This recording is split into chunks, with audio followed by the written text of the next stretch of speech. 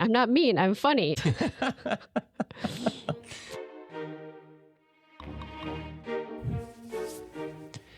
Hello, Claire. Nice. Claire's crossing her eyes. And I do it because I do not think it's funny, but Brian thinks it's funny. I do. Did you hear me laugh? Yeah. Yeah. Today we're going to talk about Friends. Not the show. Although we did 2 years ago go down to Warner Brothers studio and tour, and Friends was like massive. Like I would say that It was kind of like a shrine to Friends. it was. I think it was like half of the Warner Brothers tour was devoted to Friends, and the other half was devoted to everything else. And like Gilmore Girls was big Oh, Gilmore too. Girls was about 25%, and then everything else was the other 25%. Whatever. Yep. We had a phase in our life back in 2003, 4, 5, where we like to say that we had an urban family. And it was great because I think everyone, maybe not everyone, but so many of us in this small group of friends, that you have in your 20s. So how old were we in 2004? 28? 27. 27, 28? Yeah. I think that's an awesome phase of life for friendships. We had no children at the time, no child, I should say. And we had friends, a lot of them came from Wisconsin, so they had family out of town. We had friends because with your graduate degree who were from Taiwan and like all over the place. It was awesome. I mean, other than Taiwan, where were they from? Formerly Russia. Yeah, but not for a long time. Yeah. So what you're saying is they were all my friends who became your friends? Yeah, pretty much. Because I would fly away and go when I worked at Accenture and I was working in Seattle. So I had a bunch of friends up there, but they were also from all over the place. Right. And I didn't see them. No, except for that one time we went to Minneapolis and just talked about Judd's jeans. Okay. Yes. Yeah. But I was reminiscing. Claire doesn't like to reminisce as much, but I was thinking back to that time and how fun that was, how we would have Big Meat Saturday. Because one of our friends worked as a food safety person, and he worked at Columbus Meats. Yeah, Columbus. Right? Yeah. So we would get extra meat. That was all tested okay. It all tested well, yeah. And then we would have, giant open-faced roast beef sandwiches. Yeah. Right? I mean, I feel like you did that more than me, and that was bigger for you than it was me because I don't love hot sandwiches. Well, you also don't love that special type of sausage that I remember that he brought home one time. Well, no, it was a natural casing sausage. What does that mean? It's sausage that's like encased in like some sort of part of the animal. I don't know if it's the intestine or something, but I don't have a problem like mentally with it, but that one particular sausage made me ill. So maybe it wasn't safe. But anyway, I think that was just me. I took one bite, I ate it, and it tasted fine. And then all of a sudden I'm like, no, not fine.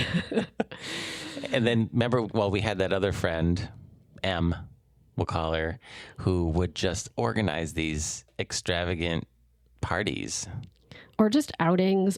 She would say, hey guys, we're doing this. And we would do it and it would be incredible. I wish we had her in our life right now. She's since moved. And we will in the future. I know that we'll always be friends, but like her presence was part of what made that such a wonderful time. Friends are awesome. Friends are awesome. And I remember at that time thinking, this is awesome. And I remember thinking, of course it can never last. But I also wasn't thinking like, we have to make good with all this because it's going to end in 6 months or anything like that. I think eventually people just slowly peeled off, like moved away. Yeah. Moved to Lake Tahoe. Sorry, that was my Wisconsin accent. Moved to Seattle. Moved back to Taiwan eventually. Yeah. Things change. Yeah. Then we met another couple who we happened to live on the other side of a duplex with, and they were also great friends, but it was a different vibe. It was kind of a crossover. But it was great too, and actually I'm really happy with that friendship because they also moved away like an hour and a half, but we do see them. Yeah. I feel like I mean, we both do a good job, but I really try to make sure that the beauty of it is they have an in-ground pool. That's what you really try. I just want to drink cocktails in the in-ground pool. And so I make a point every summer to go there. Yes, but I like that you do it because for me, it's about, seeing them, but I'm not great at keeping up relationships when people aren't in the same city. And I don't think that's uncommon, but I know that about myself. I say to myself, I want to do better, and then I don't do that much better than I wish I would. Yeah, and I'm not great either. That's why we wish we had that one friend around who would just do it for us. Yeah. But we've done better, maybe. But okay, so let's talk about just friendship in general. Okay. Who've been your best friends?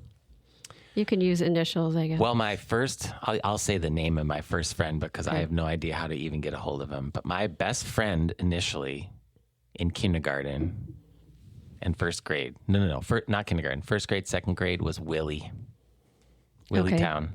Okay. That was it. My kindergarten best friend was Angel. Angel. Yep. And then my first grade best friend was Teresa, and she was about a foot taller than me. I don't know how that's possible in first grade. Unless you were particularly short. I was small. She was tall, but she would lift me up and around, and I don't remember how I felt about that, but that happened. And then my best friend throughout grade school moved to town. I kind of had two best friends in grade school. But I just loved having good friendships. And I feel like you had a spottier time with friends. I absolutely did. So I had Willie, and then he moved. Mm-hmm. I don't remember where he moved to. His mom was a teacher, and she must have got a job elsewhere. Yeah, I had a really hard time in middle school, high school. It got better in college. But in middle school and high school, I ended up with I have a couple friends from high school that I'm still in touch with. Mm-hmm. Tyler's one, of course. But they were also, I was friends with a lot of girls. I didn't jibe with the guys for whatever reason. Maybe just because I'm not a guy's guy. You're not like... And in central Wisconsin, there were a lot of guys. Yeah. I mean, I don't know. Maybe that's why when I finally went to school in a bigger city, well, there's just more people to choose from. Yeah. That's really helpful. You can find more people like you. But I didn't have a great start, though, because right away, my freshman year, of course, I was just randomly matched with someone, and he was he was awful. I won't say his name, but he was just terrible. What was terrible?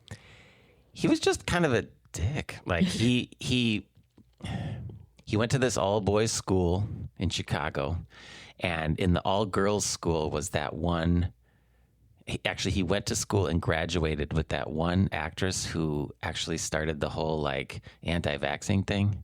What was that one? She was like a model. Jenny McCarthy? Jenny McCarthy. He went to school with in the sister school. Okay. So when they would go to dances, Jenny McCarthy would be there. What do you frickin' do? Exactly. It just gives you a taste for, what that guy was like. But the fact that you knew that and he, made sure you knew that. I barely knew the guy, but I definitely knew that about him. So you don't like him because he was bragging? Yeah, also, he just wasn't... He was just too cool for school. So I left and I switched dorms, and that was great because that's where I then met my next best friend, Jay, we'll call him.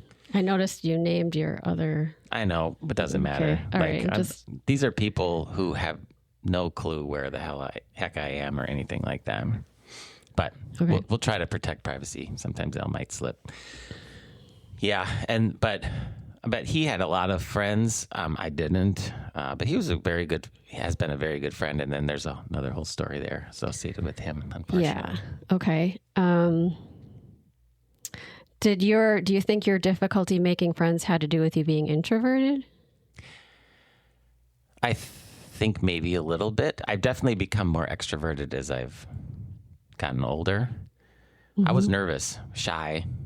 That was the word that was always used to describe. Yeah, because I think you can be introverted and make friends okay. But shy is another, it's another thing. I'm still shy because I think shy is about like fear and lacking confidence. Introversion is just, I need personal time and people drain me. That's my understanding of it. Oh, you're right. Yeah. Yeah, it was more the shyness. Also, I just like I felt, well, I wonder if this is kind of interesting. I just thought of when I was in middle school. So I went to a parochial school, St. Patrick's. And then when we fed into the public school in ninth grade, in sixth grade, sorry, I was like, there were a whole lot more kids. Like I came from a tiny little school and I had this like, I don't know if I put it on myself, but I definitely worked on it with my parents. Like, how do I make friends? And I remember, I've told you this story where at lunch, I just wanted to go to the chess and checker room and play games, but they're like, no, you should go out for recess and make a point to meet people. So I would do that. Like that was my struggle. Were there any kids in the chess and checker club? There were, and it was fun. Okay. And I just reverted back and became friends closer. Junior high. Is junior high good for anybody? Well, I want to tell you about my junior high. So my family moved away from my hometown right before seventh grade, and I hit junior high in this much bigger town with a huge school. Most people knew, people from their grade schools, and I didn't. And it was awful. Not only was I like shy, quiet, and really smart and got teased about being smart. Oh God. And I like hid it. I tried to hide, like if I got a good grade, like I wouldn't show my paper or anything. But like also there's the whole CF thing for me. And like going to a big town, like the small town kind of people either knew or like, it was just kind of in the background, but nobody made a big deal of it. And then when I got to junior high, I didn't really tell anybody. And so I don't know, I had this distance from people that like, I didn't, ever talk about it in such a like annoyingly huge piece of my life, even then, that I don't know, it just. Well, how close can you get to anybody if you can't tell them that? Right. And I didn't really have people in my house. This is all through junior high. It was really lonely. And that's also just a hard time of year for a kid. Hard time of year. And are you talking about winter? Was it winter all the time? Hard time. What did I mean? Of life. Of life. Thank you. That's the word. Yeah. I knew what you meant, but I still pointed it out because I do that. Thank you. Yes. But then I moved back to my same hometown, and I went to the high school that everybody who I knew in grade school was at. And I had a great time. I thought I was just going to be friends with the people I was friends with in grade school, but I met a bunch of other people who were really cool. And I don't know why it was so much better of a vibe than this other town, but it was. Maybe it was a smaller school. I don't know. It's central Wisconsin too. Yeah. And so I made like my best friend, like we became best friends, like right when I moved there, kind of like really fast. I thought we were best friends, and I thought we'd be friends our whole lives. From high school. Yeah. And then after freshman year of college, she basically just stopped ever calling me back. And I feel like I've asked you this before, and I don't think you had a good answer, but have you thought of like, why? Like, it just seemed like such a strange thing. I don't know, but like what I'm thinking is like, I liked her too much. Mm-hmm. Like I went to visit her like our freshman year, like at her college. Mm-hmm. And after that was pretty much when like it kind of maybe fell off. And maybe she's just like, no. And I think she met a lot of people at her college that she just really liked. And she's like much better socially than me. And like, I was just kind of, but just the fact that like, it wasn't that like, we just didn't see each other as much. It was literally like, there was no contact. So. Yeah, I've heard of that, like with, you have a high school relationship and then you both go to school and you meet other people. It sounds kind of like that in a weird way. Yeah, I guess. And one person likes the other person more than the other person likes the other person. Yeah, I guess. Yeah, I mean... and those breakups are just as hurtful. Oh my gosh. I'm still wounded from it. Like, I think we would have... I thought we could have had fun for a long time, but that was not to be. If she came back into your life today... how would you take her? I just don't think she would. Like, it's hard to even picture that. But do it. This is my question. Sure. I mean, like, I would be like, hey, like, I would be probably guarded and also be like, so do you remember what happened? Like, did I do something? Or did you just not, like, I would probably want to know eventually, like, if she reached out to me, but I really don't think that's going to happen. Yeah, and then if she did and you did that, and then you should be like, what? What are you talking about? I don't even remember. Yeah. And that would make it feel even better. Yeah, so that wouldn't feel awesome. Yeah. I want to ask you. Yeah. Okay, so that was like a big letdown for me. Do you have memories of like friends letting you down? Well, I have the one experience of a friend like kind of seeming to change strangely. Mm-hmm. And, but not necessarily let me down. Mm-hmm. Like we had, like when that friend group, when I was in Seattle, consulting, Oh yeah. we had like a whole bunch of people, like 6, 8, like, and a couple of them became really close friends and we laughed. And, we would go away and we went to Minneapolis and we went to... it was so much fun with them. Yeah. And then one time one of the friends came and it just was odd. Like it just... Where was he when he visited? Where were we? We were in Berkeley. We were in Berkeley? With Michael and Valerie. I think he visited twice and one time was fine and the second time got really weird. And I think looking back, it's probably because he was going through like something in his life at the time. Well, I think he liked you. Oh, yeah, that's probably what happened. And I was classic unaware Brian. Yeah. And well, there you go. Look at that. I never really thought about that. You didn't think that? Well, I should have. You could have. Yeah. But who knows? Yeah. Who knows what was going on? You don't always get to know that. Yeah. And I've but seen him online. It was really sad because you guys had a lot of fun. I did. And I've seen him online and he looks super happy. Yeah. With his boyfriend or husband, or I don't know if they're married, which is great. Yeah. But I'm just trying to think, has anyone let me down? I mean, I've probably let someone else down.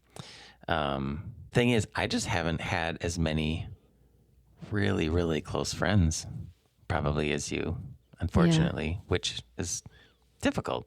Well, did you say typical or difficult? Difficult. Yeah. I would say it's also typical for men.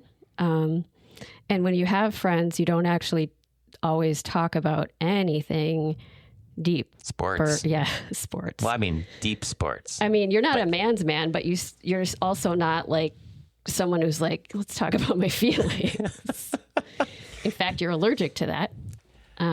So what a weird way of describing someone. A non-man's man that doesn't talk about his feelings. So what's really in there? Those people exist. They do exist.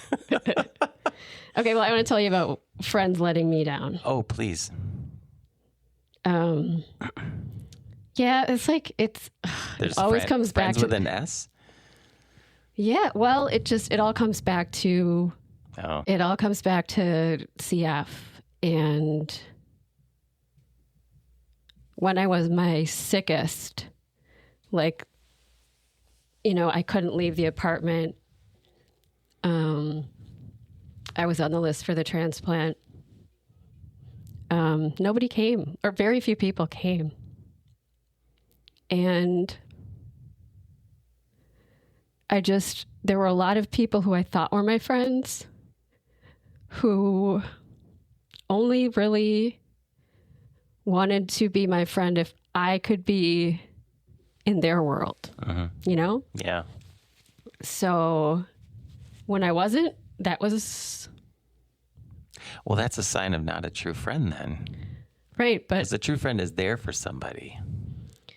Yeah, but I also want to say, like, what I was going through, not many people know what to do in that situation. It's really scary. If someone doesn't know what to say and they're worried they're going to say the wrong thing, then a lot of people err on the side of saying nothing and avoiding. And I can't fault them because I've never been in that position. Or if I've had, I probably would have done the same thing. So, but it still felt very lonely. But dying when you're 23 is just going to feel lonely no matter what. Even if friends had come around, like they're out living their lives and I'm not. So I'm still friends with a lot of the people who, you know, I felt kind of let me down. And I don't hold it against them at all. But I do have this, like, I know what kind of friend you are. And you might not be there for me during the hard stuff. I want to just share, like, the perspective of the person who's like, oh my gosh, I don't know what to do. Yeah. You know, because I think that's so many people have that experience. I mean, you know who the best person is for not having that, actually, is my mom. My mom is amazing when people are ill or in need. I think it's because she's a nurse, but she just goes She goes in. She's not afraid. She's not afraid to say the wrong thing. And even if she does, like, I don't know, she said it in the right way to be the wrong thing or something. When my Aunt Julie was dying, she, like many, many years ago, like, oh my gosh, 15 plus years ago, probably now, she was kind of like in a coma, not in a coma, but she was not responsive. And I remember I went to visit her. Were you there with me? I think that was before me. But we went into my mom was there and I showed up at the hospital and she kind of like, I didn't want to go in there, but she's like, well, this is important. And she also said that even though somebody is not responding to you, she was the one who taught me that the last sense to go is hearing for somebody. And so she basically coached me and said, just go in there and start talking to her and tell her about what you're doing and tell her about what you remember and laugh. And even though she's not responding, that's a very soothing, wonderful thing for somebody.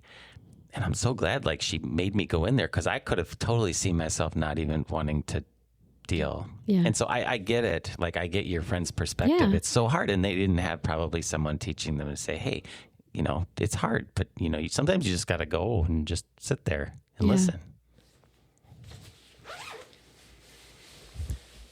Claire's taking her jacket off because she's very warm, which in our last recording, I was so warm, I thought I was going to pass out, but I didn't. Fun. Okay. So I don't know. I'm sorry. That sucks. Yeah. Well, but it's also understandable. Right. Exactly. So strange. Exactly. It's understandable. Human beings. But like, I want to, like, this is why I'm so happy we're doing this. Is so like, now I know, I mean, for you, I'll always be there for you. You can count on that. But for someone else in my life who's struggling, you got to go there. Yeah. You know? Yeah, you do. It's a good reminder. Especially when you're uncomfortable. That's the indicator. That's how you know. Yeah. Yeah. Was that the only friends that that let me down? Do you ever feel like you let a friend down? Oh, I'm sure I did. Oh, yeah.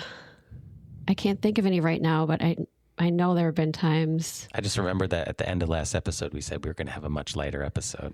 Oh, okay. I'm just kidding. We're going to have that maybe the next one. I always take it down real heavy. No, but you make it meaningful. Jeez. Okay, so I remember a time when I was criticized by my friends and I felt really bad about it. It was when we first started dating. And they're like, you guys are you're too much in the apartment. Like, I don't know. Oh, really? Are you really? Yeah. Oh my, well. Yeah. That sounds just like a typical college roommate situation. Yeah. I mean, it's not a big deal. I was around too much? You're around too much, yeah, etc. Well, and I wasn't even, because I didn't even live in the same city. Yeah. Anyway, it's all right. How have your friendships changed since COVID? That's an interesting question. Well, here's one answer. Since COVID, that's when we got our place on Lake 17. That's when we started going back for extended periods of time. Back to Wisconsin. Yeah. In the summer. And that's also then allowed me to see friends, which, by the way, you're really good about that.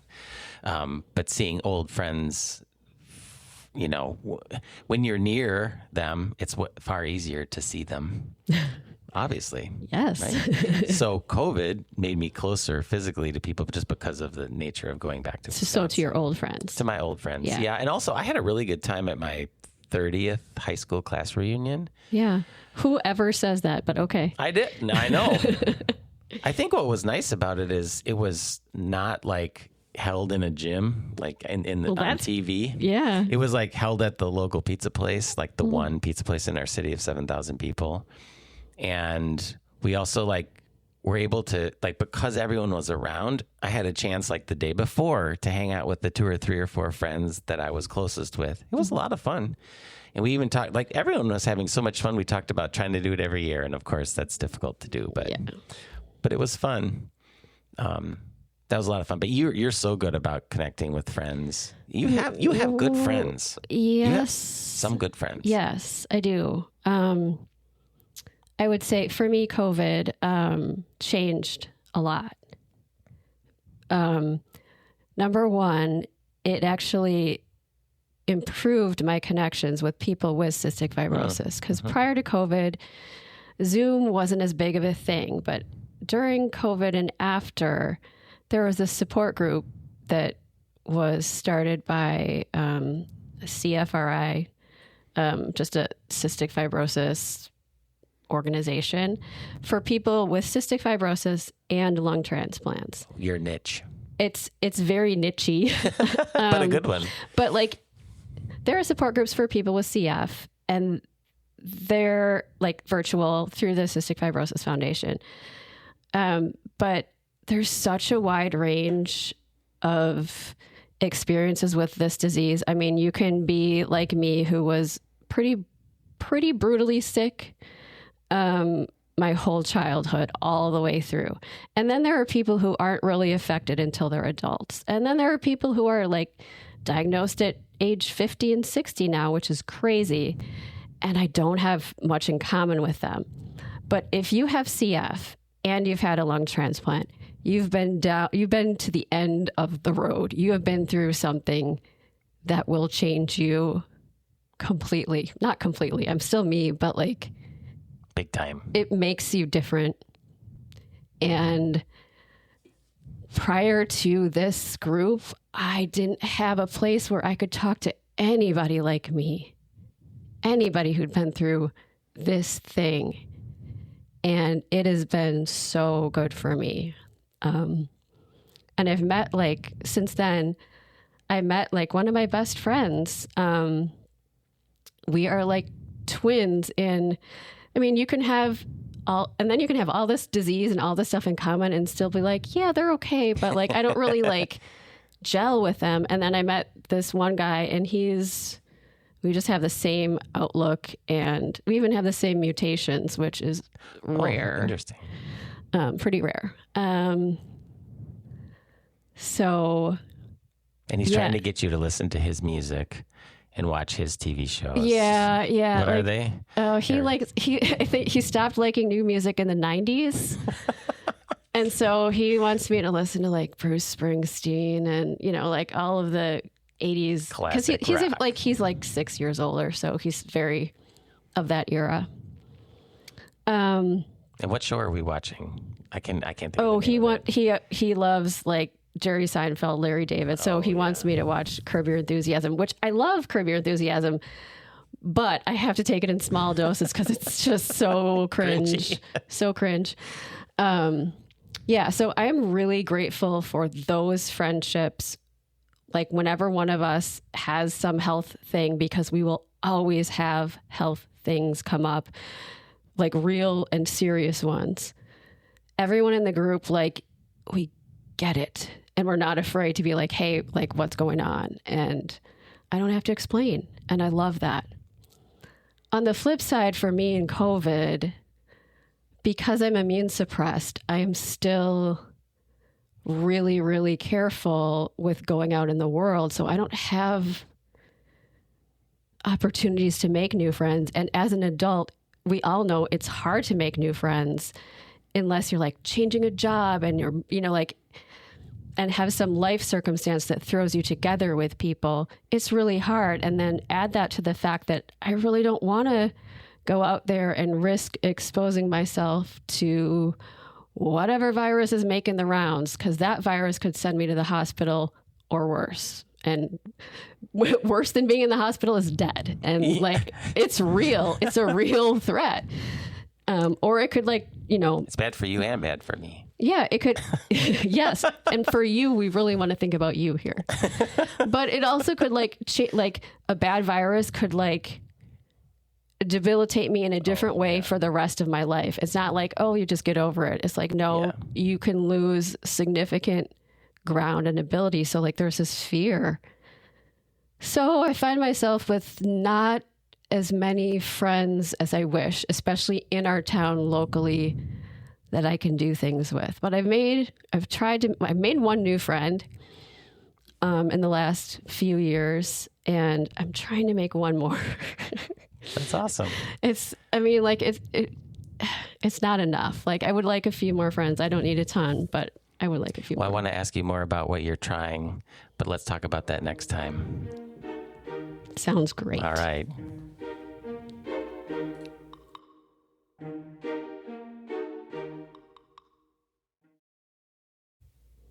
If you want to hear how Claire is trying to meet new friends in her 50s, at 50, excuse me. I mean, I'm in there. Then you're going to want to listen to the next episode because she's got some brilliant advice. No, I don't. See you then.